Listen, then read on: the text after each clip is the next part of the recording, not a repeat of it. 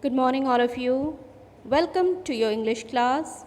Today we'll read chapter number 4, that is, It Was All Their Own Fault. Hare and his wife built themselves a small house in the forest. They cleared the ground, swept the walk, and all that was left for them to do was to move a big rock from the path. So it's story about a hare and his wife. So they wanted to make a small house. उनको एक घर बनाना था. उन्होंने जंगल को साफ किया.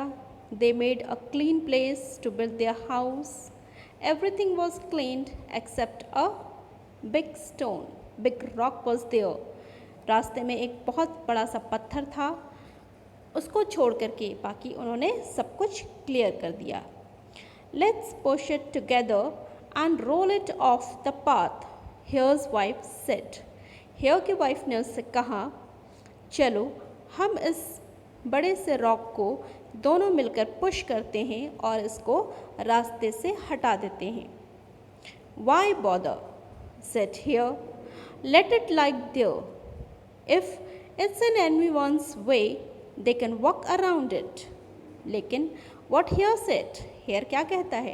Hair कहता है, चिंता क्यों करती हो? उसको जहाँ है वहीं रहने दो. अगर किसी के रास्ते में ये आए तो वो उसको छोड़कर साइड से चला जाए. So the rock remained where it was near their front door step. तो रॉक जहाँ था वो वहीं रहा, उनके डोर स्टेप के सामने. As you can see in the picture also where the rock is lying. One day, Hare was hopping home from the garden and forgot all about the rock on the path.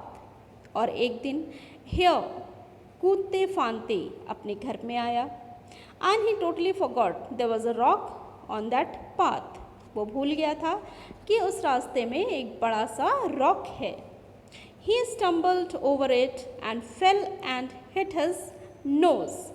वो उससे टकराया, लड़खड़ाया और उसके नाक में चोट लग गई.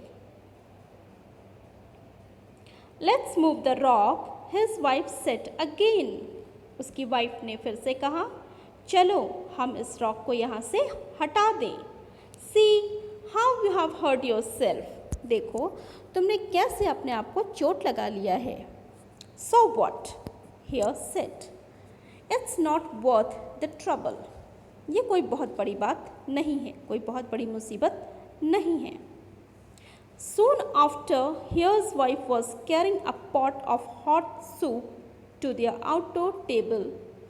She looked at Hare, who was banging his spoon on the table impatiently, forgot all about the rock, tripped over it, spilled the soup and burned herself.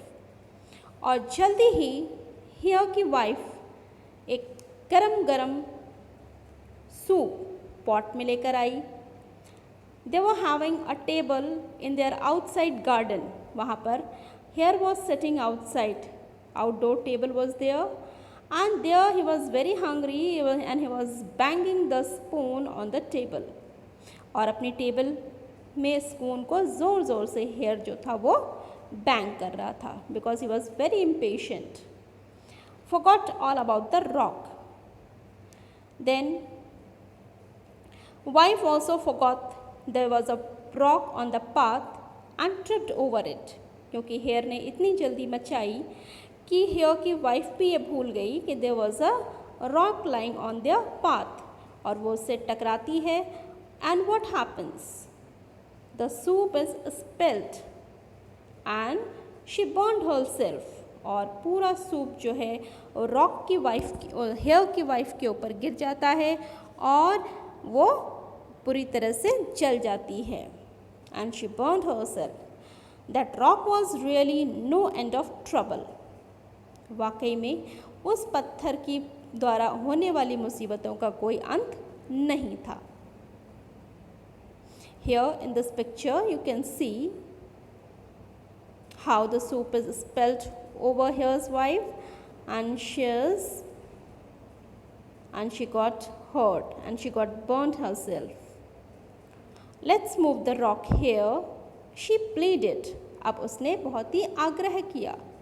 She pleaded here to move the rock. Before you know, someone will crack his head on.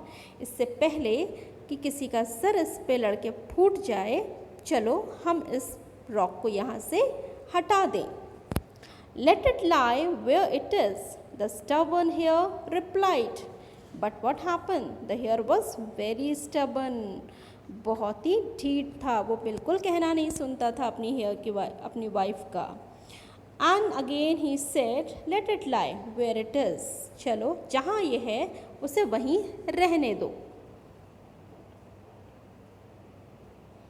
So children, that's all for today. We'll continue this chapter in our next video.